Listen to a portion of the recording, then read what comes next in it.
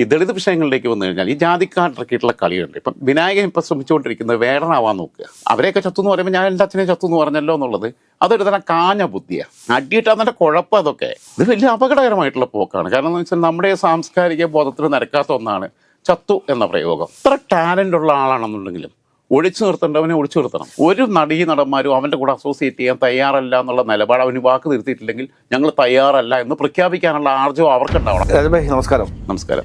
സ്ത്രീ ദളിത് ഇത് പ്രധാനപ്പെട്ട കേരളത്തിൻ്റെ രണ്ട് വിഷയങ്ങളാണ്. അതെ, ഇത് പലതരത്തിലും പലപ്പോഴും ഈ സ്ത്രീകളും ദളിതരും തന്നെ ഒരുപാട് പീഡനങ്ങൾ അനുഭവിക്കുന്നുണ്ട് എന്നുള്ളതൊരു യാഥാർത്ഥ്യമാണ്. പക്ഷേ ഇവരുടെ സംരക്ഷിക്കുന്നതിന് വേണ്ടി ഒരുപാട് നിയമങ്ങൾ നമ്മുടെ സർക്കാർ ഉണ്ടാക്കി വെച്ചിട്ടുണ്ട്. പക്ഷേ ഇതിനൊക്കെ പല സമയങ്ങളിലും ദുരുപയോഗം ചെയ്യപ്പെടുന്നുണ്ടോ എന്ന് നമുക്ക് സംശയമുണ്ട്.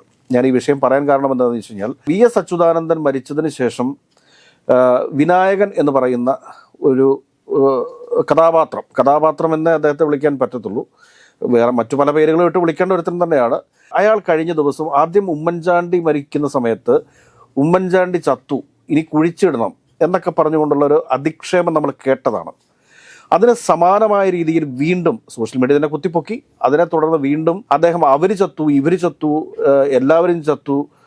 അതിനുശേഷം എന്താ പറയുന്നത്, ഹൈബിയുടെ അച്ഛൻ ജോർജ് ഈഡനും ചത്തു എന്നൊക്കെ പറഞ്ഞുകൊണ്ട് വളരെ മ്ലേച്ഛമായ രീതിയിൽ, വളരെ മോശമായ രീതിയിൽ ഒരു കമൻ്റ് ഇടുക എന്ന് പറയുമ്പോൾ ഇവനൊക്കെ ഈ പൊതുസമൂഹത്തിൽ ജീവിക്കാനായിട്ട് വല്ല അർഹതയുണ്ടോ? രണ്ട് തരത്തിൽ അതിനെ കാണാം. ഒന്ന്, ലോകത്ത് എല്ലായിടത്തും നമ്മളിപ്പോൾ ഈ ദളിത് പക്ഷ നിയമങ്ങൾ, സ്ത്രീപക്ഷ നിയമങ്ങൾ കൊണ്ടുവന്നിട്ടുള്ളത് അവരുടെ അവകാശങ്ങൾ സംരക്ഷിക്കപ്പെടാനും അവർക്ക് നേരെയുള്ള കുറ്റകൃത്യങ്ങൾ ആവർത്തിക്കപ്പെടാതിരിക്കാനും വേണ്ടിയിട്ടാണ്. അവർക്ക് പ്രത്യേക പരിരക്ഷ കൊടുത്തിട്ടുള്ള നിയമങ്ങൾ കൊണ്ടുവന്നിരുന്നത്. അങ്ങനെയുള്ള ഒരുപാട് നിയമങ്ങളുണ്ടായിരുന്നു. പക്ഷേ ആ നിയമങ്ങൾ സമീപകാലത്തായി വല്ലാതെ ദുരുപയോഗം ചെയ്യപ്പെടുകയാണ്. ഇപ്പോൾ ഏറ്റവും കൂടുതൽ വിവാഹമോചന കേസുമായിട്ട് ബന്ധപ്പെട്ട, ദാമ്പത്യവുമായിട്ട് ബന്ധപ്പെട്ട നിയമങ്ങൾ, ആ നിയമങ്ങൾക്കകത്ത് നമുക്ക് വിനായകനിലേക്ക് വരാം. ഞാൻ ഈ വിഷയം അഡ്രസ് ചെയ്തിട്ട് ആ നിയമങ്ങൾക്കകത്ത് ഒരു ഘട്ടത്തിലെന്ന് വെച്ചാൽ 498A ഗാർഹിക പീഡനം, ചിലപ്പോൾ പ്രേമിച്ച് കിട്ടിയായിരിക്കും. ഇവൻ അങ്ങോട്ട് താലിമാല വരെ വാങ്ങിച്ചു കൊടുത്തായിരിക്കും. പക്ഷെ 100 പവൻ കൊടുത്തു, 5 ലക്ഷം രൂപ കൊടുത്തു, കാറ് കൊടുത്തു എന്നൊക്കെ പറഞ്ഞിട്ട് കേസ് കൊടുക്കുക. മകളെ പോലെ നോക്കി അമ്മായിയമ്മ മർദ്ദിച്ചു എന്നൊക്കെ പറഞ്ഞിട്ട് കേസ് കൊടുക്കും. കേസ് കൊടുത്തു കഴിഞ്ഞാൽ ഒരന്വേഷണവും ഇല്ല. അന്വേഷിക്കാതെ നേരെ ജാമ്യമില്ലാത്ത വകുപ്പ് നേരെ റിമാൻഡ് ചെയ്യുന്നത്. അപ്പം ഇവർക്ക് എന്തെങ്കിലും പക തോന്നിക്കഴിഞ്ഞാൽ ഈ 498A ഉൾപ്പെടെയുള്ള വകുപ്പുകളാണ് ഇട്ടുകൊണ്ടിരുന്നത്. പിന്നെ മറ്റോ ആണെന്ന് ഞാൻ നിരപരാധിയാണെന്ന് തെളിയിക്കേണ്ടത്. അതാണ് പ്രശ്നം ഇതിൻ്റെ അകത്ത്. ഇവർ കൊടുത്തു എന്ന് പറഞ്ഞു കഴിഞ്ഞാൽ അതിന് പ്രൂഫൊന്നും വേണ്ട. സത്യത്തിൽ പെൺകുട്ടികളുടെ വീട്ടുകാരൊക്കെ അങ്ങനത്തെ കേസ് കൊടുത്തു കഴിഞ്ഞാൽ അവരെ ആദ്യം പിടിച്ചകത്തിടണം. കൊടുത്തു എന്ന് പറഞ്ഞു കഴിഞ്ഞാൽ സ്ത്രീധനം വാങ്ങുന്നത് മാത്രമല്ല, കൊടുക്കുന്നതും കുറ്റമാണ്. തീർച്ചയായും. അപ്പോൾ കൊടുക്കുന്നവരെങ്ങനെയാണെങ്കിൽ അവരെ പിടിച്ച് ആദ്യം അകത്തിടണം. ഇവരെ ഒരുമിച്ച് ഒരേ സെല്ലും കിടക്കട്ടെ, കുടുംബമായിട്ട് അവിടെ കഴിയട്ടെ.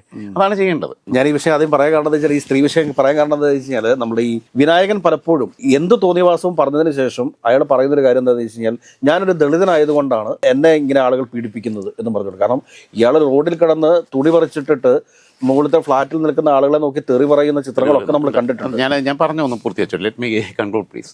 അതായത് ഞാൻ പറഞ്ഞത് ഇപ്പം ഇത്തരം നിയമങ്ങൾക്കകത്തുകൊണ്ട് കുറേ പ്രശ്നങ്ങൾ. വിവാഹ വാഗ്ദാനം നൽകി പീഡിപ്പിച്ചു എന്നൊക്കെ പറഞ്ഞു കഴിഞ്ഞാൽ അങ്ങനെയാണെങ്കിൽ പിന്നെ it's A kind of prostitution. അങ്ങനെ തന്നെ അതിനെ കണക്കിലെടുക്കേണ്ട. അപ്പോൾ വ്യഭിചാരത്തിന് കേസ് എടുക്കുക അവർക്കെതിരെ, ഇവനെതിരെയും കേസ് കൊടുക്കട്ടെ. അങ്ങനെ വേണം ഇങ്ങനെയുള്ള. കാരണം ഒരു ടേംസ് തെറ്റുമ്പം നമ്മളിപ്പോൾ സ്ഥാപനത്തിനകത്ത് എക്സോറോയി ആരേതാവട്ടെ സ്ഥാപനത്തിനകത്തോ അല്ലെങ്കിൽ വേറെല്ലായിടത്തോ ഒരു ടേംസ് തെറ്റുമ്പോൾ അല്ലെങ്കിൽ ജോലി വരെയാക്കി ചെയ്യാത്തതിനൊന്ന് നമ്മളൊന്ന് വാൺ ചെയ്ത് കഴിഞ്ഞാൽ അടുത്ത ദിവസം കേസ് കൊണ്ടേ കൊടുക്കുകയായിരുന്നു. ഇതിനകത്ത് ഇപ്പോൾ കോടതി ഇടപെട്ടിട്ടുണ്ട്. ഈ സ്ത്രീധന പീഡന കേസുകൾ, ഗാർഹിക പീഡന കേസുകളൊക്കെ വന്നിട്ടുണ്ടെങ്കിൽ അത് ആദ്യം പോലീസ് അന്വേഷിച്ച് റിപ്പോർട്ട് കൊടുത്ത് അതിനുശേഷം മാത്രമേ അറസ്റ്റ് ചെയ്താൽ മതി എന്ന് കൊണ്ടുണ്ട്. 2, ഈ ദളിത് വിഷയങ്ങളിലേക്ക് വന്നു കഴിഞ്ഞാൽ ഈ ജാതിക്കാട്ടിറക്കിയിട്ടുള്ള കളിയുണ്ട്. ഇപ്പം വിനായകൻ ഇപ്പം ശ്രമിച്ചുകൊണ്ടിരിക്കുന്നത് വേടനാവാൻ നോക്കുക. വേടൻ ഭയങ്കര സ്വീകാര്യത കിട്ടണു. വിനായകൻ ആ സ്വീകാര്യതയൊന്നുമില്ല. വിനായകൻ എന്ന് മാത്രം സിബി പറഞ്ഞെങ്കിൽ എനിക്ക് അതിനകത്ത് വിയോജിപ്പുണ്ട്. വിനായകൻ ഗംഭീര പെർഫോമൻസ് ആയിരുന്നു, നല്ല നടനാണ്. പക്ഷെ നല്ല നടൻ എന്ന് പറയുമ്പോൾ ഇതിനകത്ത് വേറെ പ്രത്യേകതയും കൂടിയുണ്ട്. ആ കഥാപാത്രത്തിന് പറ്റിയ സ്വാഭാവികമായ ഒരു രൂപവും പ്രകൃതിയുണ്ട്. ഭീമൻ രഘു നല്ല നടനായിട്ടാണോ പല സിനിമയ്ക്കകത്തും വന്നത്? നല്ല നടനായിട്ടല്ല, ഭീമൻ രഘുവിൻ്റെ രൂപം അതിന് പറ്റിയതാ. അതുകൊണ്ട് വലിയ അഭിനയിക്കാനുള്ള വലിയ മെനക്കേടൊന്നും അവർക്കില്ല. അവരെ സ്വതസിദ്ധമായ ഭാവം തന്നെ വെച്ച് സംസാരിച്ചാൽ മതി. അപ്പം തന്നെ അതിനകത്ത് വിജയിച്ചു പോകും. 3, ലോകത്തെല്ലായിടത്തും നമ്മൾ ഡിസ്ക്രിമിനേറ്റ് ചെയ്യപ്പെടുന്ന ഒരു വിഭാഗമാണ് കറുത്ത വർഗ്ഗക്കാരെന്നുള്ളത് തന്നെ. അതിനകത്ത് പച്ചവനടുത്ത് പറഞ്ഞ തൊലിയുടെ നിറം നോക്കിയിട്ടാണ്. ബ്രസീലിൽ അങ്ങനെ ഉണ്ടായിരുന്നു. ദക്ഷിണാഫ്രിക്കയിലെ നെൽസൺ മണ്ടേല അതിനെതിരെ വലിയ പോരാട്ടം നടത്തി. അമേരിക്കയിൽ വരെ 3-4 വർഷം മുമ്പ് ഒരു കറുത്ത വർഗ്ഗക്കാരനെ ചവിട്ടിക്കൊന്നു. ഇങ്ങനെയുള്ള സംഭവങ്ങളൊക്കെ ഉണ്ട്. പക്ഷേ ഈ ബ്ലാക്ക് ഫൈറ്റ് എന്ന് പറഞ്ഞ സാധനമുണ്ട്. അപ്പോൾ സവർണ്ണ വിഭാഗവും അവർണ്ണ വിഭാഗം എന്ന് പറഞ്ഞാൽ തൊലിയുടെ നിറം നോക്കിയിട്ടാണ് വരുന്നത്. അങ്ങനെയാണ് ഈ ജാതിപ്പേരൊക്കെ വരുന്നത്. കേരളത്തിലും ഒരു കാലഘട്ടത്തിൽ വല്ലാതെ പീഡിപ്പിക്കപ്പെട്ട ഈ ജന്മിമാരുടെ ഒക്കെ പിന്നെ എന്താ പറയുക, അവർക്ക് തോന്നുമ്പോൾ കയറി ചെല്ലുക, അവർക്ക് വേണമെങ്കിൽ പിടിച്ചുകൊണ്ട് പോവുക, അവർക്ക് തോന്നുമ്പോൾ റേപ്പ് ചെയ്യുക, കൊല്ലുക, ഇങ്ങനത്തെ രീതി വന്നിരുന്നു. അവരുടെ അവകാശങ്ങൾ സംരക്ഷിക്കാനും അവർക്ക് നീതി നിഷേധിക്കപ്പെടാതിരിക്കാനും അവർക്ക് പ്രൊട്ടക്ഷൻ കൊടുക്കാനും അവരെ വേറെ രീതിയിൽ ദുരുപയോഗപ്പെടുത്താനോ അവർക്ക് നേരെ അക്രമം നടത്താനോ മറ്റുള്ള ആളുകൾക്ക് തോന്നാതിരിക്കാനോ വേണ്ടിയിട്ടാണ് സ്പെഷ്യൽ നിയമങ്ങൾ കൊടുത്തിട്ടുള്ളത്. പക്ഷേ എൻ്റെ അഭിപ്രായത്തിൽ കേരളത്തിൽ അങ്ങനത്തെ ഒരു വിഷയമില്ല. അപ്പം നമ്മളൊക്കെ ജീവിക്കുന്ന ചുറ്റുപാടുകളിൽ എവിടെയും അങ്ങനെ എന്തെങ്കിലും ഡിസ്ക്രിമിനേഷൻ ഉണ്ടോ? നമ്മൾ സുഹൃത്തുക്കളെ അങ്ങോട്ട് യാത്ര പോയാലോ അല്ലെങ്കിൽ ഒരുമിച്ചൊരു ഗെറ്റ് ടുഗദർ ഉണ്ടായാലോ? പക്ഷെ നിറത്തിന്റെ ഒരു രാഷ്ട്രീയം ഇവിടെ നിൽക്കുന്നുണ്ട്, ഇല്ലായിക്കൊന്നുമില്ല. കളറിന്റെ പേരുള്ള നിറത്തിന്റെ പേരുള്ള വേർതിരിവുകളൊക്കെ കേരളത്തിൽ ഇല്ല എന്ന് ആരെത്രത്തോളം പറഞ്ഞാലോ അതുണ്ട്, അതൊരു യാഥാർത്ഥ്യമാണ്.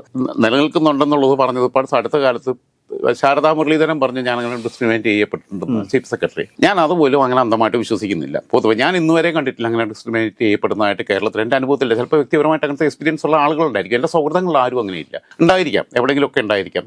ഇല്ലാന്നും പരിപൂർണമായിട്ടില്ല എന്നും പരിപൂർണമായിട്ട് ഈ ജാതിബോധം സവർണ സമുദായത്തിൻ്റെ ഇടയിൽ നിന്ന് നഷ്ടപ്പെട്ടു ഒന്നും ഞാൻ വിശ്വസിക്കുന്നില്ല. പക്ഷേ ഇതിനെ ഒരു ടൂളായിട്ട് യൂസ് ചെയ്യുമ്പോഴാണ് പ്രശ്നം വരുന്നത്. കലാഭവൻ ഒരിക്കലും പറഞ്ഞിട്ടില്ലല്ലോ ഞാൻ ഡിസ്ക്രിമിനേറ്റ് ചെയ്യപ്പെട്ടു എന്നുള്ളത് പറഞ്ഞിട്ടില്ല. കലാഭവൻ മണിക്ക് ഒരു അവസരം അതിന്റെ പേരിൽ നിഷേധിക്കപ്പെട്ടു. പക്ഷെ കലാഭവൻ ഇങ്ങനെ ഒരു കാര്യം പറഞ്ഞിട്ടുണ്ട്. കാരണം എന്താ വെച്ച് കഴിഞ്ഞാൽ താനൊരു കറുത്ത ആയതുകൊണ്ട് ഒരു പ്രമുഖ നടി അദ്ദേഹത്തിന്റെ നായികയായിട്ട് അഭിനയിക്കാൻ തയ്യാറായില്ല എന്ന് പറഞ്ഞിട്ടുണ്ട്. എന്റെ ശ്രദ്ധപ്പെട്ടിട്ടില്ല. പക്ഷെ കലാഭവൻ മണി ചാലക്കുടിയിൽ ചെറുപ്പം തൊട്ട് വളർന്ന സമയത്ത് അപ്പുറത്തൊക്കെ ജന്മിമാരൊക്കെയാണ്, അവരെയൊക്കെ പറമ്പിലൊക്കെ പോയിട്ടാണ് അച്ഛൻ പണിയെടുത്തിരുന്നത്.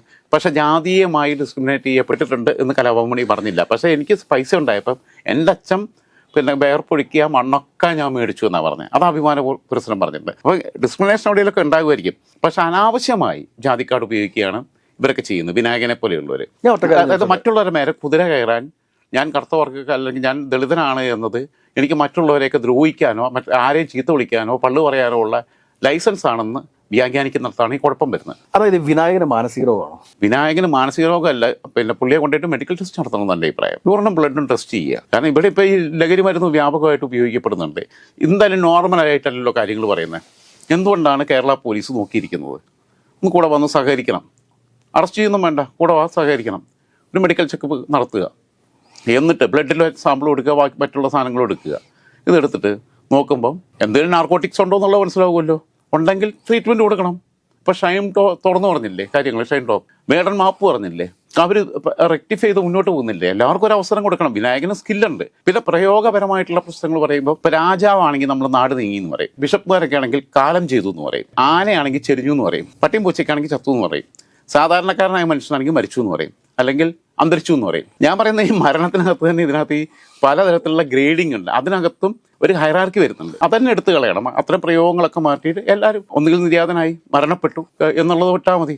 അല്ലെങ്കിൽ ബിഷപ്പാണെങ്കിൽ പിന്നെ കാലം ചെയ്തെങ്കിൽ ഞാനും കാലം ചെയ്തു, വിനായകനും കാലം ചെയ്തു. പക്ഷേ ചത്തു എന്ന് പറയുന്ന പ്രയോഗം അത് മൃഗങ്ങളെ കുറിച്ച് പറയുന്നു, അത് പട്ടിയെക്കുറിച്ചും പൂച്ചയെക്കുറിച്ചും ഒക്കെ പറയുന്ന രീതിയിൽ ചത്തു, അവൻ്റെ അച്ഛൻ ചത്തു എന്ന് പറയുന്നതിന് അവൻ അച്ഛൻ്റെ ആത്മാവിനോട് ചെയ്യുന്ന തെറ്റാണ്. ബാക്കിയുള്ളതിനെ സമീകരിക്കാൻ വേണ്ടിയിട്ട് തന്ത്രപൂർവ്വം ഇറക്കിയിട്ടുള്ള കാർഡാണ് ഇത്. ഉമ്മൻചാണ്ടി ചത്തു, മറ്റൊരു ചത്തു, മറിച്ചൊരു ചത്തു എന്നൊക്കെ പറയുമ്പോൾ അവരെയൊക്കെ ചത്തു എന്ന് പറയുമ്പോൾ ഞാൻ എൻ്റെ അച്ഛനെ ചത്തു എന്ന് പറഞ്ഞല്ലോ എന്നുള്ളത് അതൊരു തന്നെ കാഞ്ഞ ബുദ്ധിയാണ്. അടിയിട്ട് അതിൻ്റെ കുഴപ്പം അതൊക്കെ മര്യാദയ്ക്ക് വരണം. പിന്നെ ഇവൻ അങ്ങേറ്റത്തെ ഹ്യൂമനൈസർ അല്ലേ? നിങ്ങൾക്ക് താല്പര്യം ഉണ്ടോ ഞാൻ എല്ലാവരോടും ചോദിക്കുന്നവനെ, വഴിയെ പോകുന്നവരോടൊക്കെ അങ്ങനെ ചോദിക്കുകയാണോ? ഒരു കെമിസ്ട്രി ഉണ്ടാവണ്ടേ? ഇവനെന്താ വെച്ചാൽ പെണ്ണെന്ന് പറഞ്ഞാൽ ടൂളാണ്. അതൊരു പ്രത്യേക കൾച്ചറാണ്. ഇവൻ്റെ കൂടെയൊക്കെ സഹകരിക്കാൻ, അവനുള്ള സിനിമയിൽ അഭിനയിക്കാൻ അവൻ തിരുത്തിയിട്ടില്ലെങ്കിൽ, ഞാൻ പറഞ്ഞില്ല അവൻ എന്തെങ്കിലും കുഴപ്പമുണ്ടെന്നുണ്ടെങ്കിൽ അവനെ ചികിത്സയ്ക്ക് വിധേയമാക്കണം. അവന് റെക്ടിഫൈ ചെയ്ത് തിരിച്ചു വരട്ടെ. ഒരു മനുഷ്യനും നശിച്ചു പോകരുതെന്ന് ആഗ്രഹിക്കുന്ന ആളായാൻ. ഇതിപ്പോൾ ചോദിച്ചത് പൃഥ്വിരാജോ ആസിഫ് അലിയോ വേറെ ആരെങ്കിലും ആണെങ്കിൽ എന്തായിരിക്കും സുധി ടോബിനെയൊക്കെ ആണെങ്കിൽ അത് വലിയ വിവാദമാകത്തില്ലേ? ഇവിടുത്തെ സംഘടനകളെല്ലാം കൂടെ കത്തത്തില്ലേ? ഇവിടുത്തെ ഈ സുഡാപ്പികളും മറ്റുള്ളവരും കൂടെ അതിങ്ങനെ ഏറ്റുപിടിക്കുകയും ചെയ്യും. ഇവരെന്താ ഈ വിഷയം ഒന്നും എടുക്കത്തില്ല. എന്താ വെച്ചാൽ ഇവരെന്ന് വെച്ചാൽ ഇവിടെ ഈ ജാതീയ ഘടനയ്ക്കകത്ത് ഹൈന്ദവ മതത്തിനകത്ത് നിൽക്കുന്ന ഈ ജാതി സമ്പ്രദായത്തെ ഒരു ടൂളായിട്ട് യൂസ് ചെയ്യുന്നത് ശരിക്കും പറഞ്ഞാൽ എക്സ്ട്രീം എസെൻട്രിക് ആയിട്ടുള്ള മറ്റേ മൗദൂദികളും സുഡാപ്പികളും ഉൾപ്പെടെയുള്ള പിന്നെ ഗ്രൂപ്പുകളാണ്. അവരാണ് ഇതിൻ്റെ ഫൈനൽ ബെനിഫിഷ്യറീസ്. ഇതിനെ സ്പ്ലിറ്റ് ചെയ്യുക, ഇത്രയേ ഉള്ളൂ. ഇത് മോഹൻലാൽ പറഞ്ഞാലും ബാക്കിയുള്ളവരൊക്കെ പറഞ്ഞാലും ഇത് വലിയ പ്രശ്നമാവും, പ്രക്ഷോഭമായിരിക്കും. ഇവർ അടുപ്പൂട്ടി ചർച്ച നടത്തും. ഇതിലൊരു മിണ്ടുന്നില്ല, സൈലൻ്റാണ്. ഇത് വലിയ അപകടകരമായിട്ടുള്ള പോക്കാണ്. കാരണം എന്ന് വെച്ചാൽ നമ്മുടെ സാംസ്കാരിക ബോധത്തിന് നിരക്കാത്ത ഒന്നാണ് ചത്തു എന്ന പ്രയോഗം.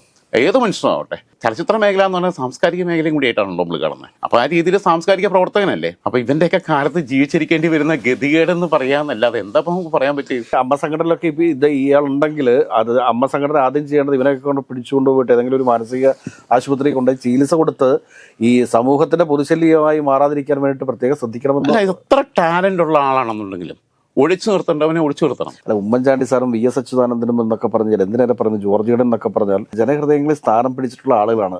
അവരൊക്കെ ചത്തു എന്ന് പറഞ്ഞിട്ടുണ്ടെങ്കിൽ നമ്മുടെ പൊതുബോധം, നമ്മുടെ സാമൂഹ്യ ബോധമൊക്കെ അത് പ്രതികരിക്കാതിരിക്കുക എന്ന് പറയുമ്പോഴത്തേക്ക് അത് ഏത് രീതിയിലായിരിക്കും? കാരണം ചിന്തിക്കാൻ പറ്റുന്നില്ലല്ലോ. CBI അതിനകത്ത് ഞാൻ പറയുന്നതെന്ന് അറിയോ, പിന്നെ ഈ മഹാന്മാരായ ആളുകളെ കുറിച്ചോ ഒന്നും നേതാക്കന്മാരെന്നോ അതൊക്കെ വിട്ടുകളാ. ആരോ ആവട്ടെ, അവൻ്റെ അച്ഛനെന്നുള്ളതോ അതൊക്കെ വിട്ടുകളാ. അവൻ്റെ സെർവൻ്റ് ആവട്ടെ, അവൻ്റെ ഡ്രൈവർ ആവട്ടെ, ആരോ ആവട്ടെ, വഴി കാണുന്ന പിന്നെ ഭിക്ഷക്കാരാവട്ടെ, അവരെ ആരെയാണെങ്കിലും ചത്തുപോയി എന്ന് പറയാൻ പാടില്ല. ഒരു മനുഷ്യനെയും, അത് പ്രധാനമന്ത്രി തൊട്ട് താഴോട്ടുള്ള എല്ലാ മനുഷ്യനെയും മനുഷ്യനായിട്ട് കാണണം. എന്നിട്ടാണെങ്കിൽ മരിച്ചു എന്നുള്ള വാക്ക് നമ്മളൊന്ന് നിര്യാതനായി എന്നുള്ള സാഹിത്യ ഭാഷ ഉപയോഗിക്കാറില്ല. ഇതാണ് ഉപയോഗിക്കേണ്ടത്. മലയാള സിനിമാ ലോകം ചെയ്യേണ്ടത്, സംവിധായകർ ചെയ്യേണ്ടത്, എത്ര വലിയ, അതായത് ഞാൻ പറഞ്ഞ എത്ര വലിയ പിന്നെ സ്വർണം കായ്ക്കുന്ന മരമാണെങ്കിലും അത് നമുക്ക് ശല്യമായി തീർത്താൽ വെട്ടിക്കളയണം. ഏട്ടം കൊടുക്കരുത്, സ്പേസ് കൊടുക്കരുത്. ഇവൻ ചത്തുപോയാലേ, അവൻ്റെ ഭാഷയിൽ തന്നെ പറഞ്ഞാൽ ഇവൻ ചത്തുപോയാൽ മലയാള സിനിമ നിൽക്കത്തില്ലേ? അതാണ് അവർ ചിന്തിക്കേണ്ടത്. ഒരു നടന്മാരും അവൻ്റെ കൂടെ അസോസിയേറ്റ് ചെയ്യാൻ തയ്യാറല്ല എന്നുള്ള നിലപാട് അവന് വാക്ക് നിർത്തിയിട്ടില്ലെങ്കിൽ ഞങ്ങൾ തയ്യാറല്ല എന്ന് പ്രഖ്യാപിക്കാനുള്ള ആർജവം അവർക്കുണ്ടാവണം. അവർക്കുണ്ടാവുമെന്ന് നമുക്കറിയത്തില്ല.